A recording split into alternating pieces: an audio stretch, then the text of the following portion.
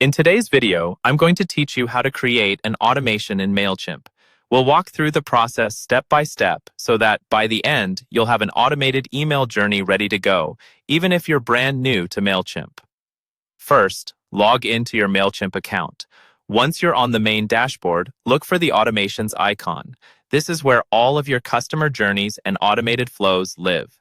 Go ahead and click that to open the automations section. Next, you'll see options for how you want to build your automation. Choose Build from Scratch if you want full control and prefer to design the journey yourself.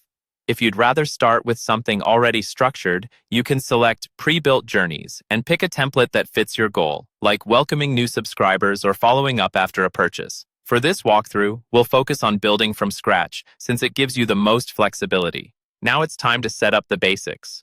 You'll be asked to enter a name for your journey. Choose something descriptive so you can easily recognize it later, like Welcome Series for Newsletter.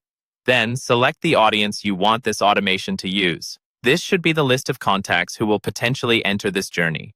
Once you've named it and chosen your audience, click Start Building to move into the Journey Builder. Inside the Journey Builder, you'll see a map of your automation. The first thing you need to define is how people get into this journey. Click Choose a Starting Point. Here you'll select a trigger, which is the event that adds a contact to the flow. Common examples are Signs Up, which adds people when they join your list, or Tag Added, which is great if you want to trigger emails based on specific tags you apply to contacts. Pick the trigger that best fits when you want the automation to start. Once your starting point is set, you'll begin adding steps to your journey.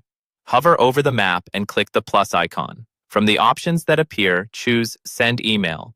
This adds an email step right after the trigger, so whenever someone meets the starting condition, they'll be sent this email. To customize that email, look for the three dots next to the email step and click them. Then choose Edit.